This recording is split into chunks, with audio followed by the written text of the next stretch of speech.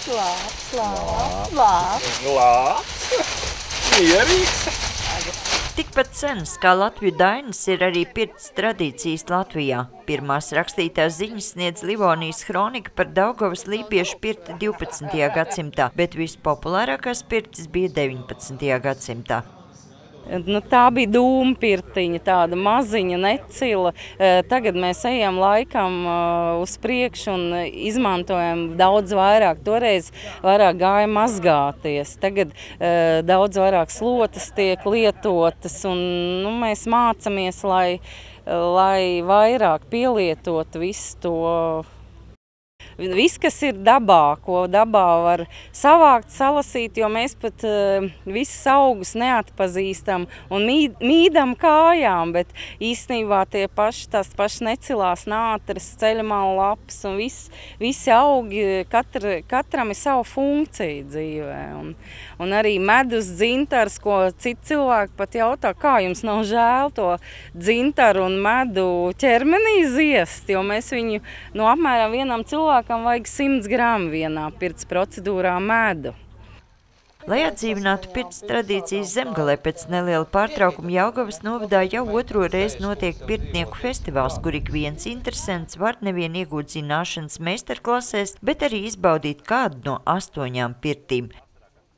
Gribam parādīt, ka katrs latvietis var iet un grib iet pirtī, un kad vispirms ir jāsaprot, ko dara pirtī, un to šeit var ļoti labi apgūt. Ir lielā teltas pasākuma programma, kur notiek dažādi izglītojošas un izklaidējošas lekcijas un semināri un meistarklases, un ir klusā zona un ar pirti un spā, kur var katrs individuāli iepazīt pirtniekus un sajust to pirts garu sevī.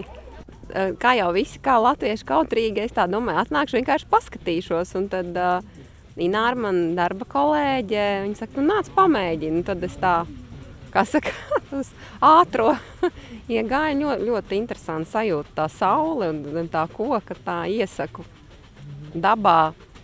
Šobrīd pirtnieku arods iekļauts arī profesiju klasifikatorā. Pat labāk gan Latvijā ir tikai kā 10 šīs jomas profesionāļi, bet interese esot liela. Mūsu skolā šobrīd mācās ap 60 audzēkņiem, un tagad uz rudeni ir vismaz vēl kādi 30 pieteikušies apmācībām.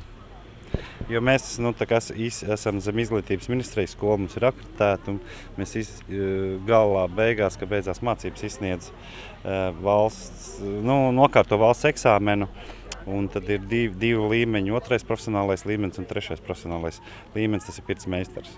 Kā saka, beidzot mums ir pirtnieka amats, jā, klasifikatorā, jā, un mums reāli, man ir, kā saka, sava komanda, pie mani strādā arī 2 pirtnieki un pirtniece, un oficiāli, kas ir liels retums Latvijā, jā, teiksim, bet, arī, teiksim, saņem algu, jā.